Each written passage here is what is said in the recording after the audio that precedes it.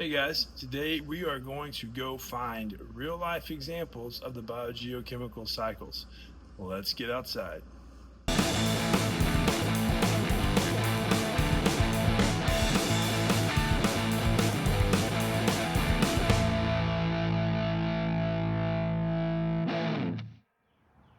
So, why am I standing under trees next to all this electrical looking stuff and next to a busy road? Well, to talk about the carbon cycle. What do all these things have to do with the carbon cycle? Well, a lot actually. So first of all, we have photosynthesis and respiration. We think about plants, we think about photosynthesis, right? And then the reverse of that equation is respiration. Animals breathe out CO2. Plants use photosynthesis to take in that CO2, turn it into energy for themselves, and then they respire as well, because that's how living things work. Now, also, we have combustion, right, with the cars, right? We take oil out of the ground, we turn that into gasoline, we combust it, meaning we set something on fire, and we have transportation. Very necessary for our lives, and it also is a big time source of CO2 in the atmosphere. Now, there's nothing on fire right now, but natural ways that CO2 get into the atmosphere are through natural combustion, forest fires, and volcano outgassing. So don't forget that. Now, what does all this electrical looking stuff have to do with the carbon cycle? Let's find out. So why am I filming this electrical transfer station right over here when talking about the carbon cycle? Well, because about 60 to 70% of the electricity going through these lines right now to this transfer or substation comes from the burning of methane, which is also natural gas. So remember, that would be a carbon source. The creation of electricity creates carbon into the atmosphere. Now, there's about anywhere from 400,000 to 700,000 volts of electricity going through those giant power lines. And so the purpose of this transfer station right there is to step that electricity down so that it doesn't blow your house up. So through these transformers over here, we bring it down from anywhere from 400 to 700,000 volts to down between 4,000 and 7,000. And then that electricity gets pushed through these more local power lines to where there's a more series of transformers to where only about 240 volts of electricity actually is available in your outlets at your house. So 120 and 240 is the voltage of the outlets at your house. Now, so this is why this substation here and these power lines, this is what they have to do with the carbon cycle. Now here in Texas, like I said, anywhere from 20 to 30% of this actually might be coming from renewables. In Texas, we actually are the state that produces the most percentage of our electrical generation from green energy. That's mostly wind in Texas, with a little bit of solar sprinkled in. So there we go. Electricity and how it relates to the carbon cycle.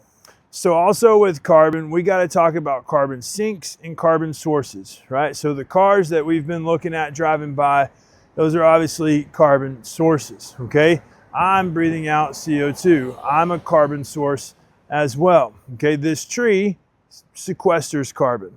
Rocks sequester carbon. So anything that takes in carbon and stores it is something that sequesters carbon. Anything that uses it and emits it, that would be a carbon source. Two very important terms that you have to know.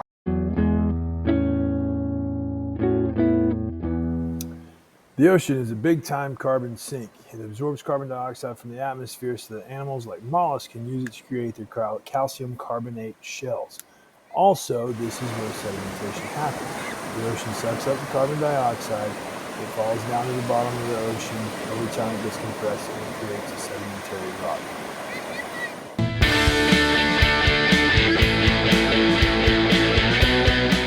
Now, since we're talking about combustion with cars, that brings up the idea of modern or fast carbon versus ancient or slow carbon, right? So the problem with burning fossil fuels in cars is that we are using fossil fuels that had been previously sequestered by the earth 300, 400, 250 million years ago, and we pull that out of the ground, and then we use it. So the idea behind the use of ancient carbon for combustion now, and why that exacerbates the greenhouse effect, is because we are taking carbon that was sequestered by the earth a long time ago, and now we are putting that back into the atmosphere.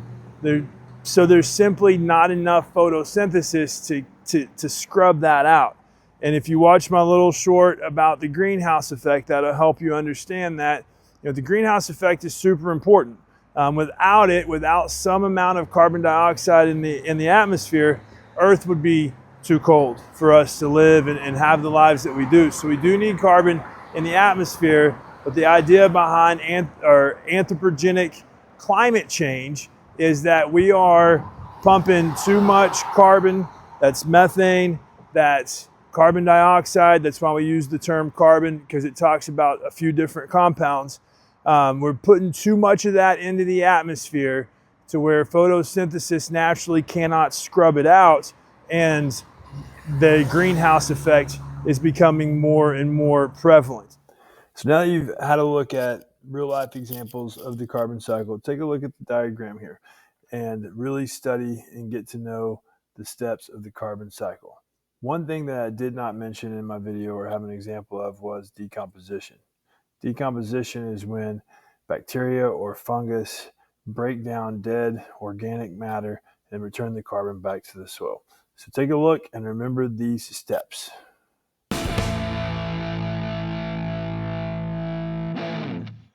So it's raining outside. So let's run outside. Let's talk about the water cycle a little bit, and let's talk a lot about urban runoff.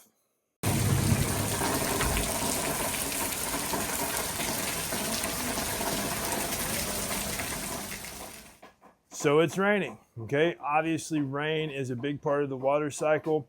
The precipitation phase of the water cycle, after water evaporates, then it rains. Rain is super important. It's a key component to photosynthesis and productivity for plants.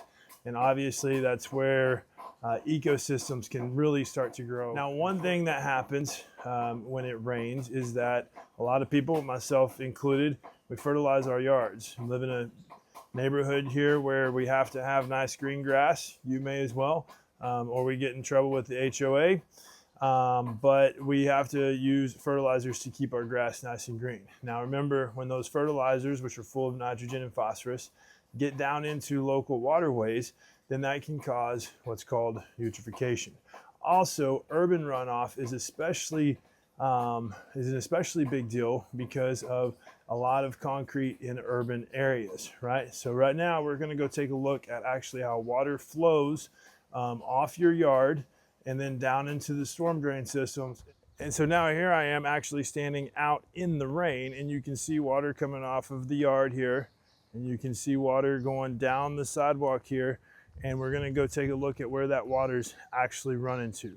This is just a municipal storm management system. Every town has this, okay? And the idea is to get the water moving and out of here, or this whole area would probably be flooded right now because we have had a bunch of rain recently. Okay, so let's track this water here. And it's gonna head right down here to this storm drain. Okay, so here you can see the water actually running into the storm drain here. Okay, now check this out. A nice little sign that says no dumping, drains to the lake.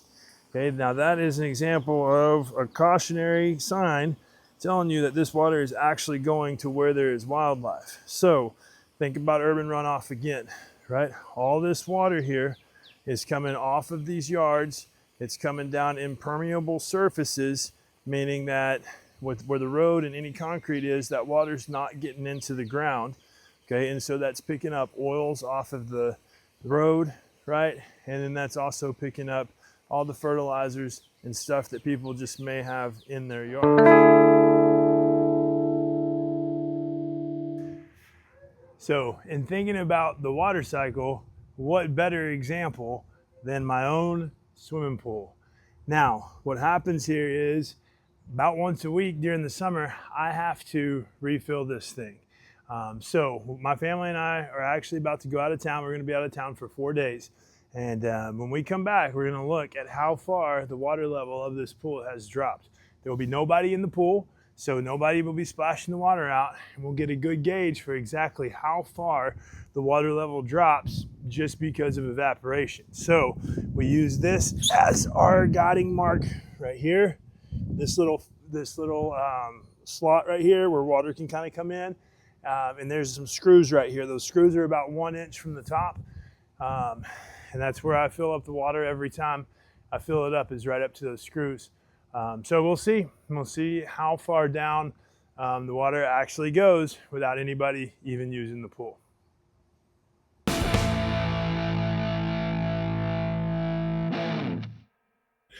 So when I got home, I measured from that screw down to the water level and saw that 2 inches of water was gone. Where did that water go? Well, evaporation. It also was about 100 degrees that week, so a lot of water got evaporated. Now that might not seem like a lot of water, but it's about a 22,000 gallon swimming pool, so 2 inches of water loss is a lot of water.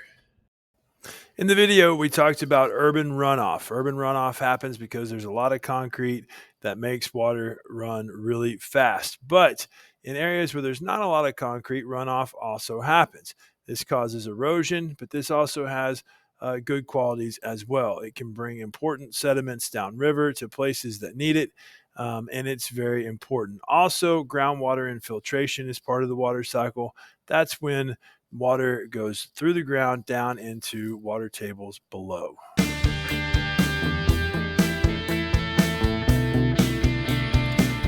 Here's a great example of eutrophication. Whenever you see algae growing on a body of water, you can pretty much guarantee that a lot of nitrogen and phosphorus has ended up in this body of water. Remember, nitrogen and phosphorus are essentially plant food.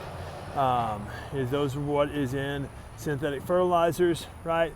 And plants need to uptake nitrogen, and they need to uptake phosphorus, and eventually they pass it on to humans who need it as well. Now, since nitrogen and phosphorus are plant food, anytime you see a body of water like this, you can guarantee that there's been an excess of nitrogen and phosphorus buildup in this body of water, or in that body of water that you're seeing. Now, this is essentially eutrophication. So what eutrophication is when nitrogen and phosphorus build up in a body of water, then that allows for algae to grow.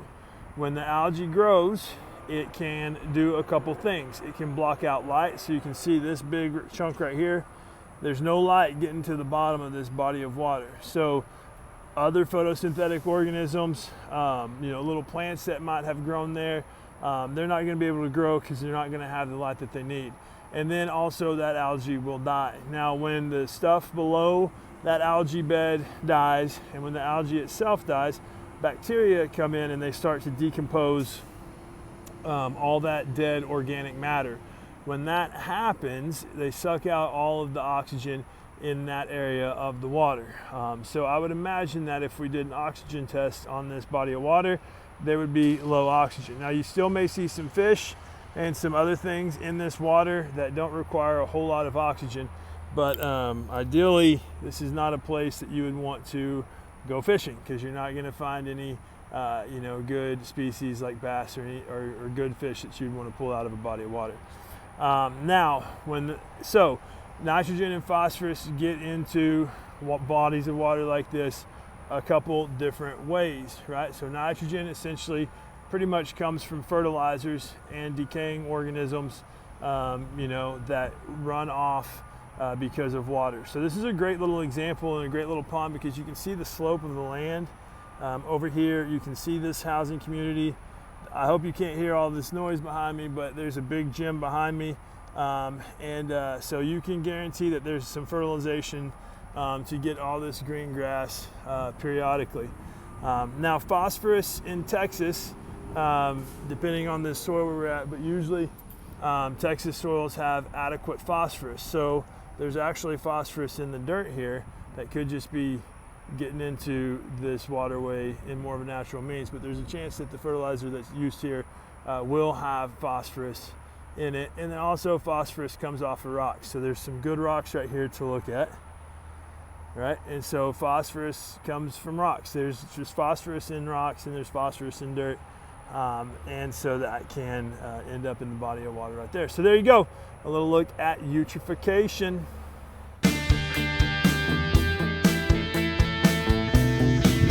Let's start talking about the phosphorus cycle right here. Now the first thing we need to remember about the phosphorus cycle is that there is not a gaseous phase. It's the only cycle where there's no gas phase.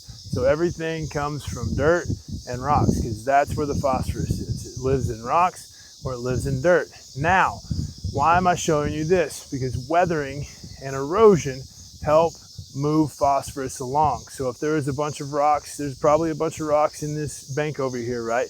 As water runs down over this bank over time, it will put dirt, extra soil, it will put rock chunks, and other components of the soil into this water. Now, if we look out here, kind of down here at the base right here, we actually see some algae growth. So eutrophication can be a natural process because of what I'm talking about. All the phosphorus in the dirt around here and in the rocks, probably, you know, at some point, weather, just natural rain and water will take some of that phosphorus into these areas. Now, also, this is a construction site. We're at the back of a new housing development coming up. And so you can see how all this dirt has been loosened up, right? And so that might liberate some phosphorus and that might end up in the water. Now remember, there's no gas phase in the phosphorus cycle.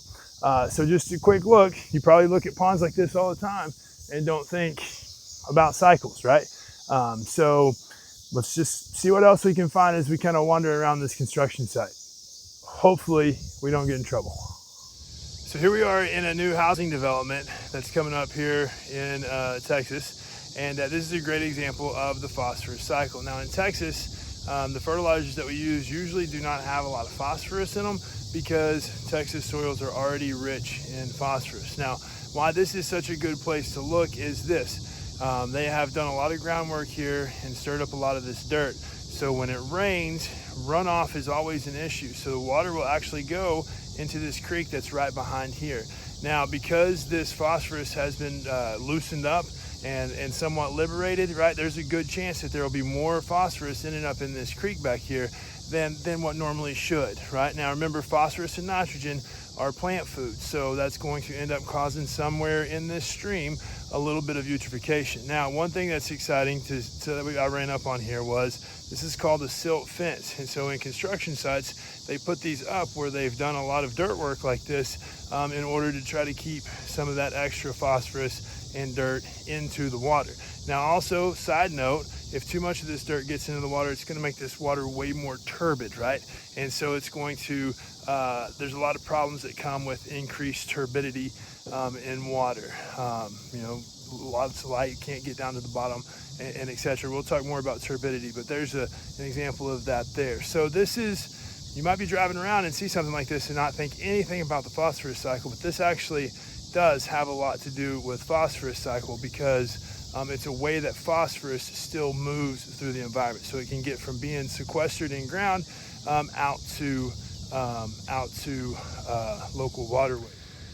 Now this rock pile here, again, you probably drive around and see these things and don't think anything about the phosphorus cycle. Now those are not phosphate rocks, right? But part of the phosphorus cycle is mining phosphorus. So phosphorus has to be mined and then turned into fertilizers. And there's a lot of greenhouse gases, a lot of CO2 that goes along with the process of turning phosphate rock into fertilizers, but I live nowhere close to a phosphate mine. So this is what we get. Now, these rocks though may contain some phosphate because phosphate exists in rocks and it exists in the dirt. And so this leaching, right, if it rains, there's a decent sized storm, right, some of that phosphate could leak out of this pile and end up in the creek right over there. And you can kind of see these trees right here. On the other side of these trees is a creek called Denton Creek, and that actually dumps out into a bigger river called the Trinity River here where I'm close to. So phosphate maybe, right? It might be in there, but that's just an example of what rocks look like after they are mined as well, because these rocks, these sedimentary rocks here, had to be mined somewhere. And there's a good chance that there's probably some phosphate in there or some phosphorus in there.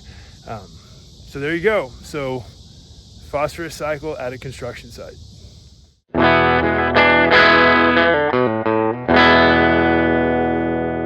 we are at home. And at home, you may have some laundry detergent, some dish soap, or some body wash that may contain phosphates.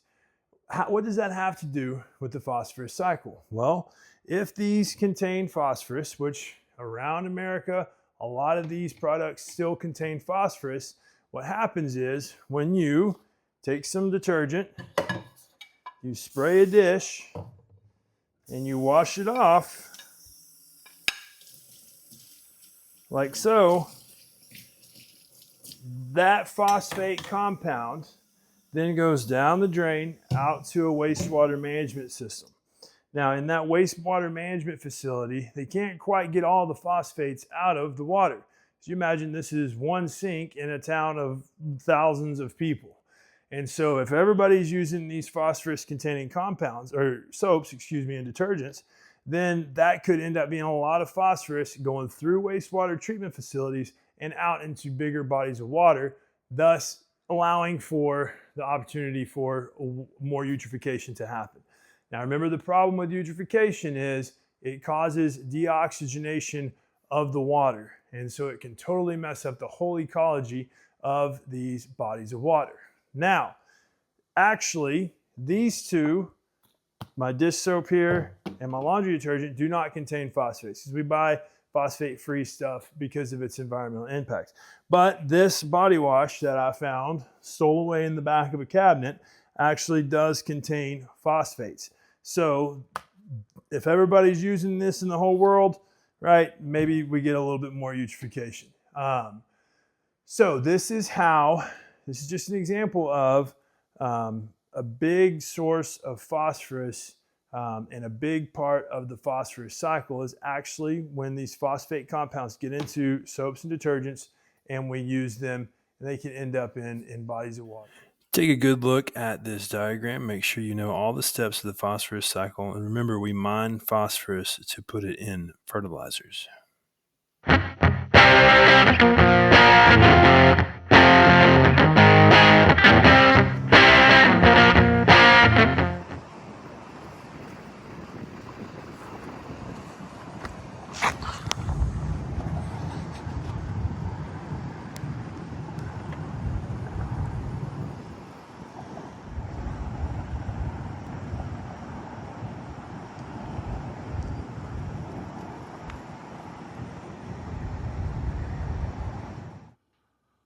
Hey, Cal, you got an itch?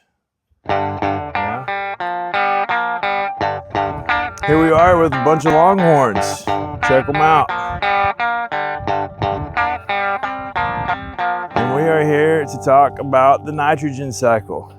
Now, why are we with a lot of longhorns? Well, because cows produce beef, and that's how humans get the nitrogen that they need, is through the food that they eat. So remember, it's important for animals to uptake the nitrogen through their food, because nitrogen is a key component to nucleic acids, which is how your whole body works. Nucleic acids form proteins, and those proteins are how your body processes work. So it's important to take in your nitrogen. Now remember, the first step of the nitrogen cycle is nitrogen fixation. N2 exists in the atmosphere, but animals and plants cannot use N2, so it has to go through the process of nitrification, where it is turned into ammonium or ammonia through lightning strikes or through biological fixation with bacteria in the ground. The second step is when bacteria in the soil or in the plants of the roots of legumes takes that ammonium or ammonia and turns it into nitrate or nitrite.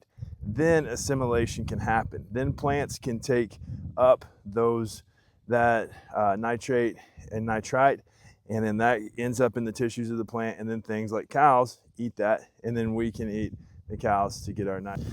The next step is ammonification. So sadly, if this cow died in the field, bacteria would break him down back into nitrogen-containing compounds, and that eventually would turn back into ammonia. Now also you see some cow pies here.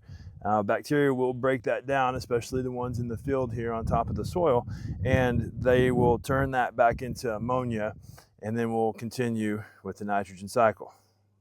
The last step is denitrification. That's when soil bacteria actually take the nitrate and turn it back into N2 and releases it back in the atmosphere, and then the whole process can start all over again. Remember, nitrogen also is a key component in inorganic fertilizers, and that can lead to eutrophication.